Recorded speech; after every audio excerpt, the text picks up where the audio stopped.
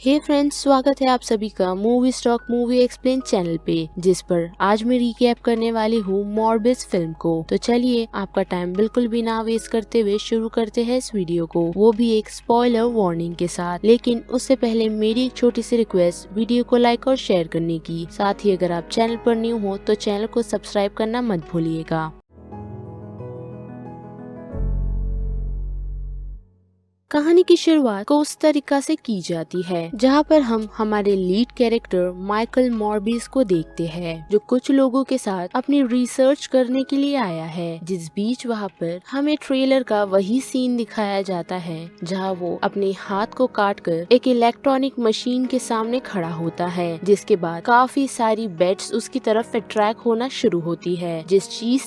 चीज से उसके आसपास खड़े लोग डर कर वहाँ से भाग जाते हैं। जिसके बाद ये सीन शिफ्ट होता है पास्ट में, यानी कि 25 साल पहले, जहाँ पर हम माइकल को देखते हैं जो एक हॉस्पिटल में होता है क्योंकि उसे एक रेयर ब्लड डिजीज है। जिस बीच उसकी मुलाकात माइलो से होती है, जिसे भी वही रेयर ब्लड डिजीज की बीमारी है, और वहाँ उन दोनों की दोस्ती काफी गहरी हो जाती है। जिस बीच जब माइलो की मशीन काम नहीं कर रही होती तो उसे वो एक बॉल पेन की स्प्रिंग की मदद से ठीक कर देता है। जिस चीज को देख निकोल्स, वहाँ के जो डॉक्टर है, वो काफी हैरान होते हैं, जो उसे ये कहते हैं कि न्यूयॉर्क में तुम्हारे लिए काफी अच्छी अपॉर्चुनिटीज हो सकती है, जिस चीज के लिए मैं आगे तुम्हारी बात करूंगा। लेकिन वहाँ पर हम देखते हैं कि माइकल को वहाँ जाने से पहले अपने दोस्त माइलो की ज्यादा फिक्र होती है, जिसे निकोल्स यही कहते हैं कि उसका ध्यान मैं रख लूंगा। जिस चीज को सुनकर माइकल उसे एक लेटर लिखता है, जिसमें वो उसे ये कहता है कि मैं हमारी बीमारी का क्योर ढूंढ लूंगा, जिस वजह से हम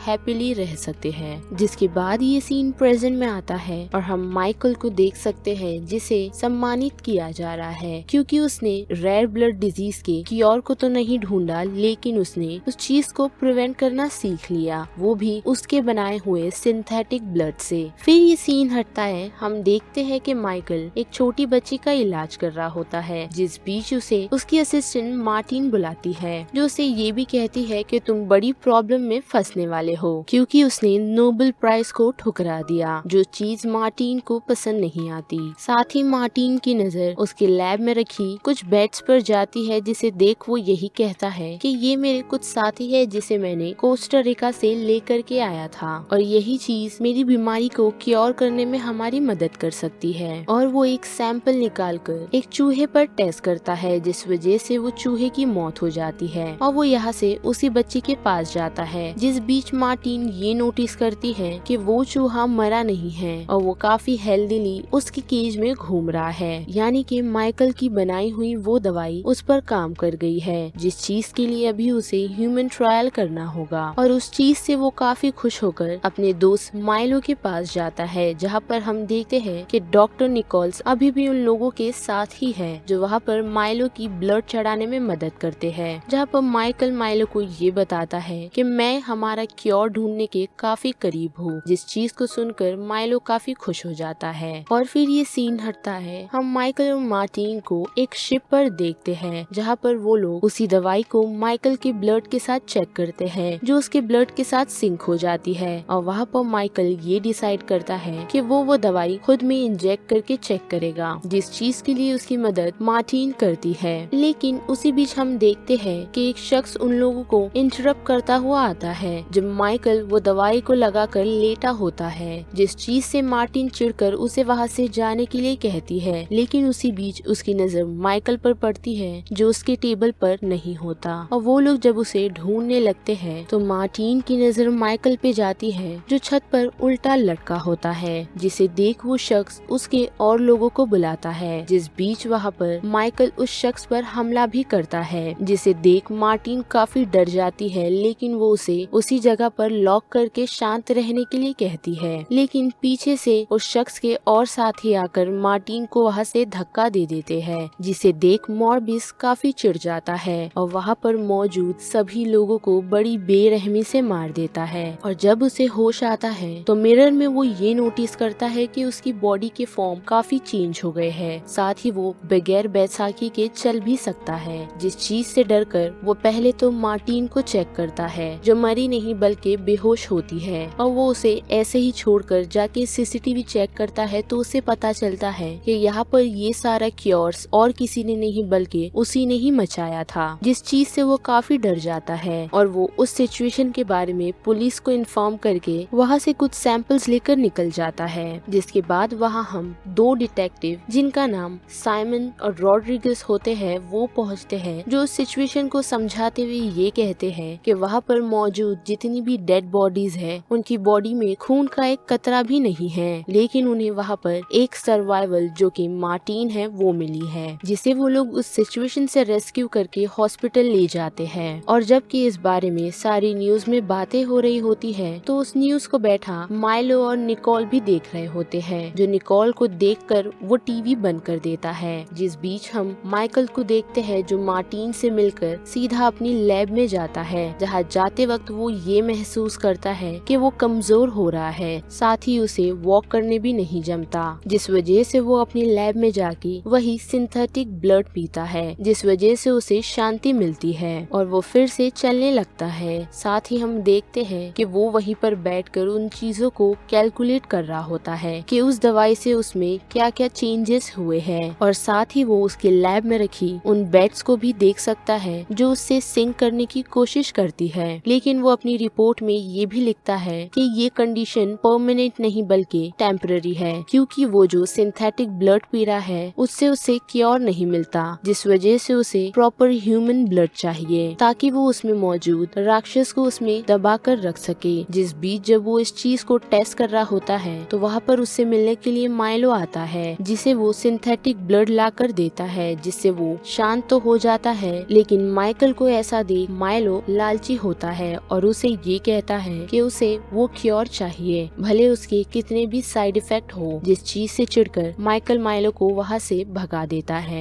और हॉस्पिटल की तरफ आए तो वहाँ पर मार्टिन को होश आ गया है, जिससे मिलने के लिए वही दो डिटेक्टिव पहुँचते हैं, लेकिन वो उन्हें मॉर्बिस के बारे में कुछ भी नहीं बताती। जिस बीच हम एक नर्स को देख सकते हैं जिसे वहाँ पर कोई शख्स आकर मार देता है और हमें देखकर ऐसा ही लगता है कि उसे और किसी ने नहीं बल्कि मॉर्बिस ने ही मारा है। और उस चीज से डरकर मॉर्बिस जब भाग रहा होता है तो वहाँ पर हम उन्हीं दो डिटेक्टिव को देखते हैं जो उसे पकड़ने के लिए पहुँच जाते हैं, और वो लोग मॉर्बिस को वहाँ से पकड़ के सीधा जेल में डालते हैं, जहाँ पर मॉर्बिस हमें ये बताता है कि वो उस सिंथेटिक ब्लड को पी तो सकता है लेकिन उसके काम करने का तरीका धीरे धीरे कम होता जा रहा है, जैसे कि पहले 6 घंटा था तो अब 4 घंटा हो चुका है। और जब वही दो कॉप्स उससे सवाल पूछ रहे होते हैं तो वो उन्हें कुछ भी नहीं बताता और उनसे सिंथेटिक ब्लड की मांग करता है, जिसे सुनकर वो लोग उसे साफ मना कर देते हैं। जिस बीच उसे मिलने के लिए माइलो आता है जो उसके लिए सिंथेटिक ब्लड छुपा कर लेकर आया है, और मॉर्बिस को ये पता चलता है कि माइलो ने उसका सिरम यूज किया है। साथ ही उसे ये भी पता चलता है कि उस नर्स को और किसी ने नहीं बल्कि माइलो ने ही मारा था, जिस चीज से मॉर्बिस काफी चिढ़ जाता है और उस सिंथेटिक ब्लड को पीकर उस जेल से भाग निकलता है। जिस बीच हम मॉर्बिस की एक और पावर देख सकते हैं जो माइलो को काफी दूर से ही सुन सकता है, और साथ ही वो हवा को देख और उसके प्रेशर को महसूस करता है, और उसे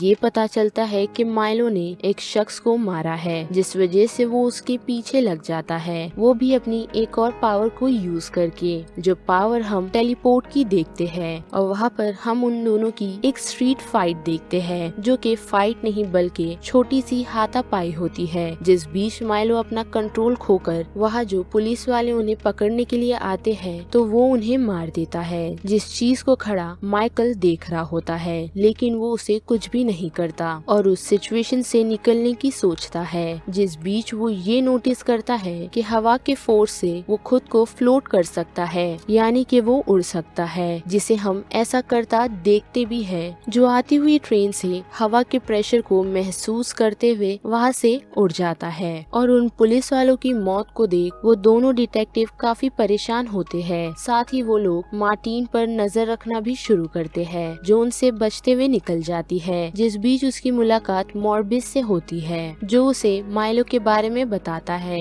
लेकिन हम देखते हैं कि मार्टिन को ये भी चेक करना है कि अगर मॉर्बिस वैम्पायर बना है तो वो धूप से जल सकता है या नहीं, जो ऐसा करने का ट्राई तो करती है, लेकिन वहाँ पर मॉर्बिस को कुछ भी नहीं होता। जिस बीच वो दो शख्स को देखता है जो एक रेस्टोरेंट के ओनर के पास आकर नकली नोट को बदलते हैं, वो भी जबरदस्ती। और इस चीज को देख वो मार्टिन को ये कहता है कि उसे उसके लैब के कुछ सामान चाहिए और वो इतना सुनकर वहाँ से निकलती है। साथ ही मॉर्बिस उन दो शख्स का पीछा कर उनके लैब में पहुँचता है, जहाँ जाकर वो उनकी नकली नोट से रिलेटेड सारे सामान उठाने के लिए कहता है, लेकिन साइंस के स्टफ को छोड़कर, जिसे वो लोग सुनकर रेडी तो नहीं होते। लेकिन जब मॉर्बिस उनमें से मौजूद एक शख्स का हाथ तोड़ता है तो वो लोग उससे डर कर वहाँ से भाग जाते हैं। और माइलो की तरफ आए तो माइलो को हम काफी खुश देखते हैं, जो रेडी होके एक बार में जाता है, जहाँ पर उसकी कुछ लोगों से लड़ाई होती है। जिसके बाद वो लोग जब बार से निकलते हैं तो वो ये डिसाइड करता है कि वो उन लोगों को मार देगा और वो ऐसा कर यहाँ से सीधा मार्टिन के पास जाता है, जो मॉर्बिस के लैब में है। और वो उसे मॉर्बिस का पता पूछता है, लेकिन वो उसे